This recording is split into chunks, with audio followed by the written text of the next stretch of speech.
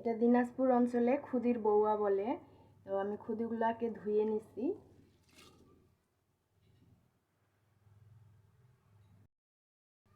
এখন আমি এই যে পেঁয়াজ কুচি আর মরিচ কুচি দিয়ে নিচ্ছি। একটু হলুদের গুঁড়া দিয়ে নিলাম, একটু লবণ দিয়ে নিলাম,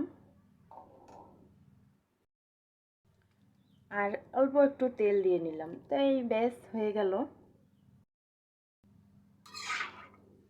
এটা একটু নাড়ে চাড়ে একদম ঢেকে দিব। তো এই খুদির বউয়াটাকে এক এক অঞ্চলে এক এক নামে ডাকে। এটা আমি অনেক দিন পর এই রেসিপিটা আমার স্মরণে আসছে এবং তাই জন্য আপনাদের সাথে শেয়ার করা।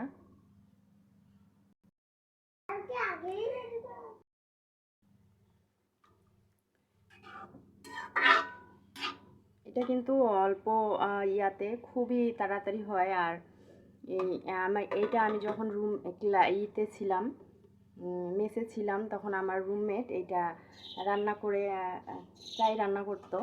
খাইতে খুব মজা লাগতো। আমার রুমমেট এটা প্রায় সময় রান্না করতো, আর মা আমাকেও মাঝে মাঝে দিত। তো হঠাৎ আমি ইউটিউব দেখতে দেখতে একটা ইউটিউব চ্যানেলে এই রেসিপিটা আমি দেখতে পাই। রেসিপিটা দেখার পরে আমি চিন্তা করলাম এটা আপনাদের সাথে আমি শেয়ার করি।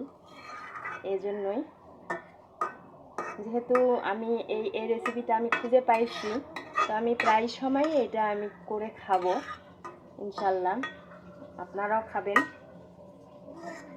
খুবই অল্প সময় এটা হয়। আগে যখন মানুষের অর্থনৈতিক অবস্থা খারাপ ছিল, তখন কিন্তু মানুষ এই এই এই জিনিসটা তৈরি করত। এবং এখন অনেক নাস্তার ভিড়ে আসলে এটা হারাই গেছে বলতে গেলে চলে। তো এই রেসিপিটা আমার আর মেসেজ অনেক সময় রান্না ভালো হয় না, তখন এই রেসিপিটা আমার রুমমেট তৈরি করত, তখন কিন্তু বেশ খেতে লাগতো।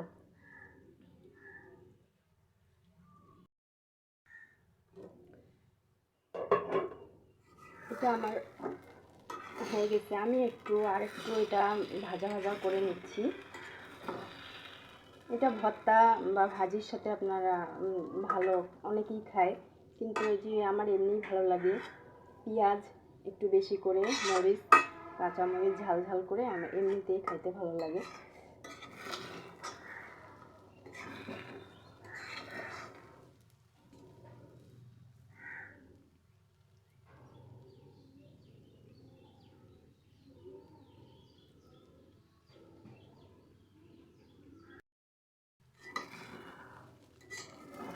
এটা কিন্তু খুবই অল্প সময়ে তৈরি হয়। আপনারাও কিন্তু এটা করে খাইতে পারেন।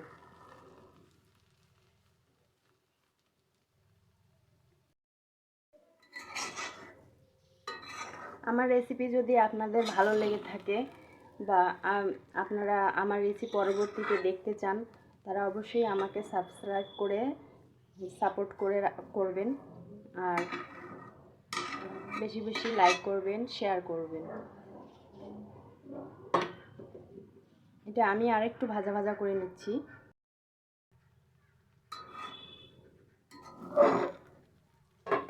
এটা আমার হয়ে গেছে।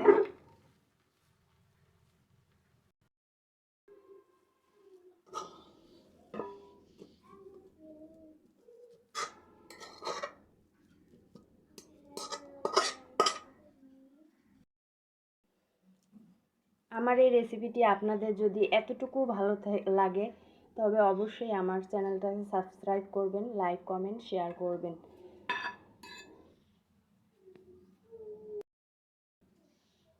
এবং পাশে থাকা বেল আইকনটি প্রেস করে দিবেন, যেন আমি কোনো ভিডিও আপলোড করার সাথে সাথে নোটিফিকেশন আপনার কাছে পৌঁছে যায়। তো সবাই ভালো থাকবেন, সুস্থ থাকবেন। আজকে এ পর্যন্তই। আল্লাহ হাফেজ।